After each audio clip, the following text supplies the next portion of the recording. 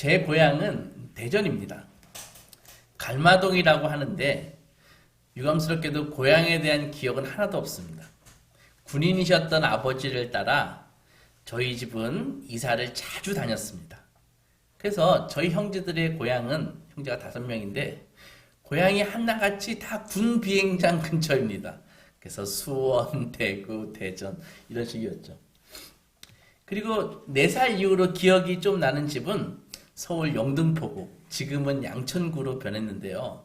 바로 신정동 안양천 바로 옆 동네입니다.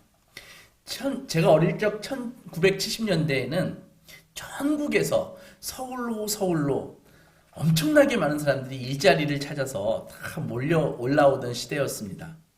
우리 집은 서울이지만 변두리여서 좀만 나가면 논이 있고 밭이 있고 야산이 있는 그런 동네였습니다. 그리고 난민촌처럼 어려운 사람들이 많이 살았기 때문에 스레트 아시죠? 스레트로 집을 짓고 더 어려운 사람들은 이 아스팔트 이 방수 처리가 된 거적으로 집을 지은 집들도 있었습니다. 그래도 우리 집은 벽돌로 지은 집에 살았습니다. 물론 화장실은 마당에 푸세식으로 이렇게 되어 있는 곳이었죠. 서울이지만 그때까지만 해도 이웃끼리 잘 지냈습니다. 서로 잘 알고 지내던 때였습니다. 그래서 놀다가 제가 점심때가 되면은 동네 아무 집에 들어가가지고 점심도 자주 밥을 얻어먹고 그렇게 살기도 했었습니다. 동네에는 아이들이 막 넘쳐났습니다. 딱지치기, 구슬치기, 망까기, 다방구. 재밌는 것은 아이들이 사투리를 쓰는 아이들이 다 많았습니다. 전라도 사투리, 경상도 사투리, 충청도 사투리 쓰는 아이들이 다 섞여가지고 그렇게 놀았습니다. 5월이면 야산에 가서 아카시아 꽃을 그렇게 따먹었습니다. 엄청 맛있었습니다. 대보름 때는 쥐불놀이도 하고 이웃마을 아이들과는 돌 던지며 싸우기도 하고 너무도 행복했던 시절이었습니다. 다들 가난해서 그런지 전혀 가난이 부끄럽지도 않았고요. 심지어 어려서 그런지 가난이 그렇게 불편하지도 않았습니다.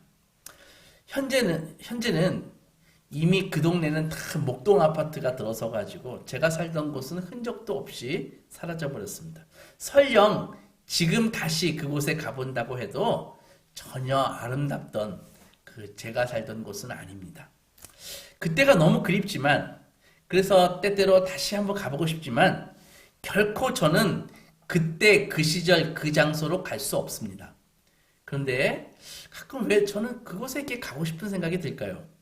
우리 아이들도 자기가 초등학교 이전에 살던 그 곳을 가끔 가보고 싶다 그래가지고 실제로 한번 데려가 본 적도 있는데 어릴 적 기억을 소환하면서 즐거워했습니다. 오늘 성경에 집 나간 아들에 대한 이야기는 많은 사람들이 세상에서 가장 아름다운 이야기다 이렇게 이야기하는 이야기입니다. 어릴 적부터 이 이야기를 알고 있었지만 정말 이 예수님의 이 이야기는 읽을 때마다 묵상할 때마다 새로운 통찰을 줍니다. 이 이야기는 이렇게 시작됩니다. 11절에 보면은 어떤 사람에게 2 아들이 있었는데 그 둘째가 아버지에게 와서 말하되 아버지여 아버지 재산 중에서 제게 물려줄 그 분깃을 미리 주십시오. 아버지가 그 살림을 각각 나눠 주었더니 이렇게 되어 있습니다. 아버지가 아직 돌아가시지 않았는데 둘째가 아버지에게 와가지고 자기에게 남겨줄 유산을 미리 달라고 이야기하고 있습니다. 지금도 그런 요구를 하면 무례한 요구인데 당시 문화에서는 있을 수 없는 불렴확심한 요구입니다. 아버지가 살아있을 때 유산을 달라고 하는 것은 아버지 빨리 돌아가세요 라는 말과 똑같은 말입니다. 그런데 이 이야기에서의 이 아버지는 별말 없이 꾸짖지 않고 그냥 자기 재산을 나누어 줍니다. 그리고 둘째는 미련 없이 그 돈을 탁 받아가지고 먼 나라로 가버립니다. 13, 14절을 보면 둘째는 아버지가 주신 그 재산을 가지고 외국에 가가지고 허랑방탕하게 다 써버립니다. 창기들과 놀면서 다 써버립니다. 그런데 곧 흉년이 들고 아주 궁핍해졌습니다. 끼니를 걱정해야 되는 처지가 되어버렸고 이제는 돼지라도 치면서 입에 풀칠이나 해보자 하면서 돼지를 치는데 그마저도 여의치 않아서 돼지 열매도 주는 자가 없다라고 성경에 되어 있습니다. 그는 한탄하고 후회했습니다. 그리고 아버지의 집으로 돌아갈 결심을 합니다. 17절에 보면은 이에 스스로 돌이켜 이르되 내 아버지에게는 양식이 풍족한 품꾼이 얼마나 많은가, 나는 여기서 쥐려 죽는구나, 이렇게 되어 있거든요. 그러니까 내 아버지의 집에는 거기에 일꾼들도 배부르게 먹는데 아들인 나는 지금 집 나와가지고 쫄딱 망해서 이렇게 굶어 죽게 됐구나. 그리고 18절 내가 일어나 아버지께 가서 이르기를 아버지, 내가 하늘과 아버지께 죄를 지었사오니 지금부터는 아버지의 아들이라 일컬음을 감당하지 못하겠습니다. 나를 품꾼의 하나로 여겨주소서 라고 해야겠다라고 결정을 합니다. 둘째 아들은 자유로워지고 싶어서 아버지를 떠났습니다. 더 즐겁고 싶어서 아버지를 떠났습니다. 더 행복하고 싶어서 아버지를 떠났습니다. 근데 집을 떠나 굶주리던 그는 아버지 집의 그 풍족한 양식과 편안함, 그 따뜻함을 생각하면서 점점 향수에 빠져버립니다.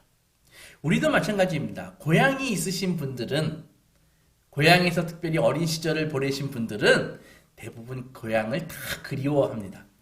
어릴 적 고향에서 아름다운 추억이 있었기 때문입니다. 그런데 막상 기회가 생겨서 그 장소에 지금 다시 가보면 대개는 실망합니다. 이렇게 집이라는 게 참 아련한데요. 우리 모두는 내가 생각하고 있는 집에 가고 싶습니다. 그 집에서 참으로 행복했었고 그 행복한 나가 지금 거기에 있었기 때문입니다. 그 시절에. 그런데 실제로 지금 고향에 내려가 보아도, 지금 살고 있는 집에 가봐도 이런 우리의 그 동정을 채워주지 못합니다. 예전에 그렇게 같이 재밌게 놀던 친구를 지금 만나도 사실은 예전처럼 즐겁지 않습니다. 어릴 적에요, 명절이 어떤 날이었습니까? 맛있는 음식을 실컷 먹고 설날엔 세뱃돈도 받고 기뻐하며 동네 문방구에 가가지고 저는 사촌 동생과 함께 장난감을 사는 날이었습니다. 평소 제가 갖고 있는 돈으로서는 어림도 없는 장난감, 탱크, 칼, 그리고 포금탄, 이런 것들을 사는 날로 명절을 기대했죠. 설이 되기 며칠 전부터 오늘은 이번 설에는 어느 분에게 얼마를 받을까, 그런 생각을 막 했다고요. 그런데 지금의 명절이 어떻습니까? 그런 추억을 생각하면서 준비하고 맞이해 보지만 더 이상 그런 기쁨은 없습니다. 기쁨과 사랑과 위로를 명절 때 막 기대하지만 오히려 피곤함과 아쉬움이 좀 남아 있습니다. 우리의 명절은 그렇게 아름다운 명절을 우리는 잃어버린 것입니다.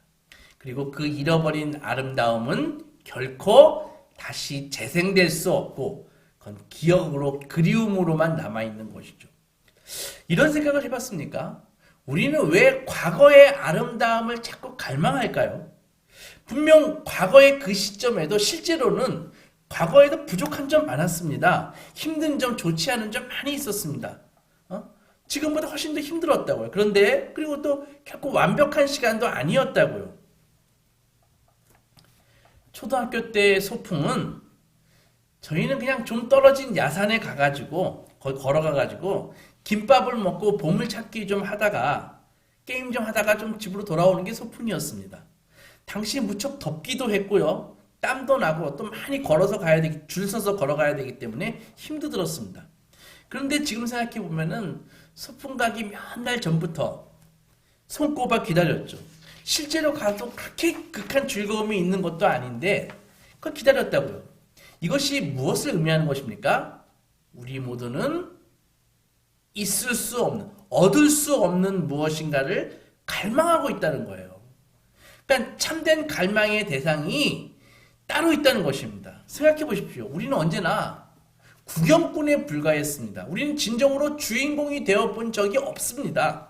우리는 한 번도 진정으로 영접받았거나 용납받아 본 적이 없습니다. 그렇기에 우리는 언제나 목이 마릅니다. 우리의 영혼은 알고 있습니다. 우리는 우주의 그 무엇인가로부터 단절되어 있다는 사실을 우리는 다 알고 있습니다. 그래서 우리는 다시 그것과 좀 이어주고 싶은 그리움이 막 있는 것이죠. 늘 문 밖에 있었지 문 안에 들어가 본 적이 없습니다. 그래서 평생 향수가 있는 것입니다. 이것이 우리의 실상이라는 것입니다. 어떤 의미에서 내가 지금 이렇게 피나게 오늘 하루하루를 살아가고 노력하고 분투하고 이런 것들은 그 그리움을, 그 향수를 다시 한번 채워보고 싶어하는 그런 발버둥인 것입니다. 이런 의미에서 우리 모두는 오늘 성경의 둘째 아들과 같다는 것이죠. 집 나온 사람들이라는 것입니다. 우리는 집을 떠나왔기 때문에 늘 집을 그리워합니다. 우리는 떠돌이입니다. 결코 그러나 우리는 그 마음의 집으로, 내가 생각하고 있는 마음의 집으로 돌아갈 수가 없습니다. 지금 우리가 살고 있는 이 주민등록상에 살고 있는 이 집은 사실은 모텔에 불과합니다. 나의 영혼은 거기서 안식을 얻으려 하지만 집은 자꾸만 멀어져 가고 있는 것입니다. 왜 우리는 참된 나의 집을 갈망할까요? 왜 우리는 참된 나의 집을 갈망할까요? 그것은 집에서 쫓겨났기 때문입니다. 쫓겨났다고요? 무슨 말입니까? 그러니까 원래 우리는 우리의 집에서 쫓겨났기 때문에 원래 우리의 집을 그리워하는 것입니다. 원래 우리의 집이 어디입니까? 하나님의 말씀은 창세기에서 그 집을 알려주고 있습니다. 하나님은 창세기 2장에서 하나님께서 동방의 에덴의 동산을 창설하시고 그 지으신 사람을 거기 두시니라. 9절 여호와 하나님이 그 땅에서 보기에 아름답고 먹기에 좋은 나무가 나게 하시니 동산 가운데 생명나무와 선악을 알게 하는 나무도 있더라. 여호와 하나님이 사람을 이끌어 에덴 동산에 두어서 그것을 경작하고 지키게 하시고 여호와 하나님이 아담에게서 취하신 그 갈빗대로 여자를 만드시고 그를 아담에게로 이끌어 주셨다. 에덴이 우리의 집이었습니다. 우리의 일터였습니다. 거기에서 하나님께로부터 배우자를 선물 받았습니다. 그리고 가정을 꾸리고 살고 있었습니다. 에덴이 어디입니까? 거기엔 결핍이 없습니다. 어떠한 위험도 없습니다. 부패나 질병이 없는, 죽음이 없는 우리의 집이었습니다. 이별이나 눈물 같은 게 없습니다. 오직 우리는 에덴에서 하나님의 임재 앞에서 살고 있었다고요. 하나님의 무한한 위엄을 흠모하고 섬기고 하나님의 아름다움을 바라보면서 닮고 싶다 이렇게 살고 있었다고요. 거기가 본래 우리의 집이었습니다. 우리는 그 나라, 아버지의 나라에서 살도록 지음받은 존재가 우리라는 것입니다. 그런데 우리가 알듯이 사탄의 그 뱀의 꼬임에 빠져서 아버지의 권위에 도전했습니다. 뱀이 어느 날 다가와서 하나님이 참으로 동산 중앙에 있는 선악을 알게 하는 모든 나무의 열매를 다 먹어도 된다, 먹지 말라 그랬느냐 하니까 그 강교한 질문에 하와가 뭐라고 얘기했습니까? 동산 나무의 열매는 다 먹을 수 있지만 동산 중앙에 있는 나무의 열매는 하나님의 말씀에 먹지도 만지지도 말라. 너희가 죽을까 하노라. 이렇게 이야기했습니다. 하나님이 실제로 그랬나요? 동산 중앙에 있는 나무의 열매를 먹으면 정령 죽을 것이라고 말씀하셨거든요.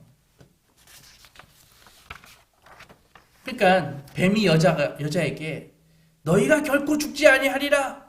너희가 그것을 먹는 날에는 너희 눈이 밝아져서 하나님과 같이 되어 선악을 알 줄 하나님이 아심이라.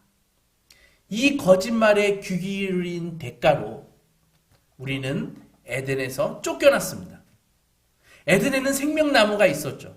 하나님께서는 이 생명나무를 먹을까봐 하나님께서는 두루도는 불칼로 에덴에 있는 생명나무로 가는 길을 원천 차단하셨습니다. 그래서 둘째 아들처럼 우리는 하나님의 간섭 없이 살고 싶어서 하나님하고 맞먹고 싶어서 하나님께 등을 돌렸고 그리하여 그분과 멀어진 것입니다. 둘째 아들이 집을 잃은 것과 똑같은 이유로 우리도 집을 잃은 것입니다. 그 결과 우리는 떠돌이가 되었습니다. 우리는 지금도 영적인 유랑자가 되어서 떠돌이가 돼서 계속 방황하고 있는 것입니다. 이 세상 어디 가도 우리의 이 깊은 동경을 채워줄 수가 없습니다. 왜? 에덴이 아니니까. 이사야 40장의 말씀처럼 31절에 우리는 다른 박질하여도 곤비치 아니하는, 뛰어다녀도 피곤치 아니하는 그런 육신을 갖고 싶지만 질병과 노화와 죽음은 우리가 피할 수가 없습니다. 영원한 사랑이 좀 필요하지만, 영원한 사랑으로 나는 사랑받고 싶지만, 모든 관계는 아무리 가까운 관계라도 세월과 함께 속절없이 무너지게 되어 있습니다. 사랑하는 사람들도 결국 죽어 우리를 떠나거나 우리가 죽어서 그들을 떠나거나 그렇게 되는 것입니다. 무엇인가 이루어 보려고 막 분주하지만, 내 능력껏 정말 발버둥 치지만 끝없는 좌절에 부딪힙니다. 우리의 희망과 꿈은 결코 완전히 실현될 수 없습니다. 집을 떠났으니까 그럼 내가 한번 내 집을 한번 만들어 보지 하면서 지금 아무리 노력해도 불가능합니다. 왜냐하면 그 집은 우리가 피해 도망쳐 나온 하늘 아버지의 임재 안에서만 가능한 집이기 때문입니다. 하늘 아버지의 임재 안에서만 존재하는 집이기 때문에 아버지를 떠나서 지은 모든 집들은 다 허망한 것입니다. 나를 만족시켜 줄 수가 없습니다. 성경에서 우리는 집으로 돌아가려고 발버둥 치는 사람들을 계속 볼 수 있습니다. 아담과 하와가 본래의 집인 에덴에서 쫓겨나서 막 유리하다가 아이들을 낳았습니다. 누구를 낳았습니까? 가인과 아벨을 낳았습니다. 그런데 가인이 질투심으로 아벨을 돌로 쳐서 죽이지 않습니까? 자기 동생을. 그러고 나가지고 가인은 끊임없이 유랑합니다. 훗날 야곱은 아버지와 형을 속이고 도망가서 여러 해 동안 고향에 돌아오지 못하고 계속 유랑하는 삶을 살고 있습니다.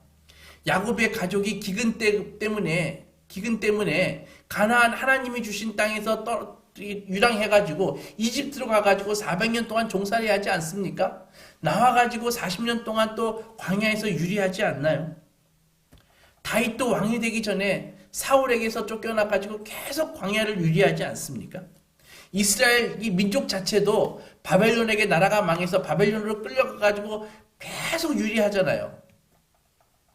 무슨 말입니까? 성경 이야기마다 다 쫓겨나고 다 방황하는 이야기들로 다 가득 차 있다고요. 무슨 말입니까? 성경은 알려주고 있습니다. 우리 모두는, 그리고 인류 전체는 집을 찾아 헤매는 떠돌이라는 것을 우리에게 알려주는 것입니다. 예수님이 주신 이 탕자 이야기는 바로 우리의 이야기라는 것입니다. 집이 무엇입니까? 집은 언제나 돌아갈 수 있는 곳이 집입니다. 그러나 오늘 성경에서 보면 둘째 아들이 집으로 돌아가는 길이 결코 호락호락하지가 않습니다. 먼저 그의 죄가 집으로 돌아가는데 장벽을 만들어 놓았기 때문입니다. 둘째 아들은 그 장벽을 어떻게 돌파해야 될지 상당 기간 몰랐습니다. 자신이 집에 가면 정말 거부당할 수 있다는 사실도 알게 되었고, 계속 떠돌이로 살아야 되나 그런 생각도 했습니다. 집으로 가는 길이 순조롭습니까? 결코 그렇지 못합니다. 아까도 말씀드렸듯이 유다는 BC 586년에 바벨론에게 멸망돼가지고 바벨론으로 다 민족들이 끌려갔다고요. 웬만한 사람들이 다. 그래서 쓸만한 사람들은 다 바벨론으로 끌려갔습니다. 몸이 튼튼한 보통 사람은 가서 노예 생활을 하고, 다니엘이나 사드락 메삭 아벤노고 같은 그런 똘똘한 청년들은 바벨론 화 교육을 받고 거기에 공무원이 되었다고요. 거기에서 성전에서 예배드린다는 것은 꿈도 못 꿨습니다. 오죽하면 그 에스겔, 그 젊은 제사장이, 그 청년이 바벨론 강가에서 울면서 하나님 이 그발 강가에서 정말 예배드리고 싶다, 예루살렘 성전을 그리워하면서 눈물 흘렸겠습니까? 그들은 집으로 돌아가기를 원했지만 실제로 팔레스타인으로 다시 돌아온 사람들은 아주 소수에 불과했다고요. 대부분은 계속 바벨론 다음에 페르시아, 헬라, 로마의 지배를 받고 그렇게 살았다고요. 세월이 흘렀지만 여전히 압제를 벗어나지 못했습니다. 구약의 모든 선지자들이 다 해방을 이사야 선지자로부터 해방을 예언하고 회복을 예언했습니다. 그러나 완전한 귀향이 성공하지 못했습니다. 왜 그랬을까요? 두 가지 이유가 있는데, 첫째는 우리 인간의 내면이 망가져 있기 때문입니다. 이스라엘뿐 아니라 인류 전체가 이기심과 교만과 죄에 다 빠져 있습니다. 러시아 우크라이나 전쟁을 보십시오. 거기 보면은 인간이 생각할 수 있는 모든 악이 거기서 다 벌어지고 있습니다. 불과 며칠 전까지 평온했던 수단은 지금 전쟁터가 돼가지고 지옥이 되어버렸습니다. 결국 우리 내면에서 일어나는 온갖 악과 싸움, 우리를 압제하고 있다는 것이죠. 결국 우리가 진정으로 본성이 변화되지 않으면은 그 집에 돌아갈 수가 없다는 것입니다. 두 번째 이유는 우리의 속한 환경이 다 망가져 있기 때문입니다. 여러 차례 말씀드렸습니다. 인간의 죄로 인해서 이 자연계 모든 필요 세계가 다 망가져 버렸다고. 그래서 로마서 8장에서처럼 이 피조물도 이 썩어짐에서 해방되기를 간절히 바란다고 이야기하고 했습니다. 원래 우리가 처한 자연은 인간의 생명을 위협하는 재난이라는 것이 없었습니다. 인간은 늙거나 병들거나 죽도록 되어 있지 않았었습니다. 다 망가져버린 것입니다. 그러므로 우리가 살고 있는 지금 이 세상은 결코 이 세상 어디도 우리가 돌아가는 집이 될 수가 없습니다. 인간의 본성뿐 아니라 이 자연계 물질 세계가 다 변해야 된다는 것이죠. 예수님이 사역하실 당시에 많은 이스라엘 사람들이 자기 민족이 바벨론에서 귀향했는데도 불구하고 여전히 우리가 떠들고 있구나라는 것을 깨달았습니다. 로마의 식민지로서 불의와 압제와 상실과 고통이 여전히 그들의 삶을 짓눌렀다고요. 궁극적인 이 귀향이 돌아옴이 이루어지지 않았습니다. 그래서 많은 사람들이 하나님께 기도했습니다. 하지만 그들이 원했던 귀향이 뭐냐 하면은 그들이 원했던 것은 바로 자기 민족의 정치적인 해방이라고요. 그러니까 그들이 생각한 메시아는 로마에 대항해서 로마와 전쟁해가지고 자기 민족을 식민지에서 구원할 자, 그거를 원했다고요. 그런데 예수님이 오셔서 보라, 천국이 가까이 왔다. 하나님의 나라가 가까이 왔으니 회개하고 복음을 믿으라 라고 복음을 전하셨거든요. 그래서 예수님이 막 병든 자들을 고쳐주니까 막 구름같이 몰려들었다고요. 일단은 몰려들었는데 가만히 예수님의 이야기를 들어보니까 자기 기대와는 전혀 맞지가 않아요. 예수님이 좀 사람들을 규합해가지고 로마와 좀 전투를 벌여줬으면 좋겠는데 그런 기대는 전혀 충족시키지 않고 전혀 다른 이야기만 하시거든요. 예수님이 태어난 곳이 화려한 왕궁이 아니라 마국간 아닙니까? 주님은 일정한 거처 없이 계속 떠돌아다니시면서 여우도 굴이 있고 공중에 나는 새도 둥지가 있지만 거처가 있지만 인자는 머리둘 곳이 없다. 이렇게 이야기하셨다고요.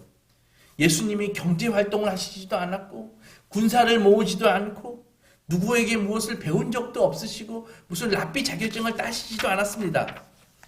결국 3년의 짧은 사역 끝에 어느 날 제자에게 배신당해서 예루살렘 도성 밖에서 십자가에서 죽으셨다고요. 그분은 보니까는 저분도 떠돌이네. 우리 유대 공동체에서 거부당한 떠돌이에 불과하네. 그렇게 되었다고요.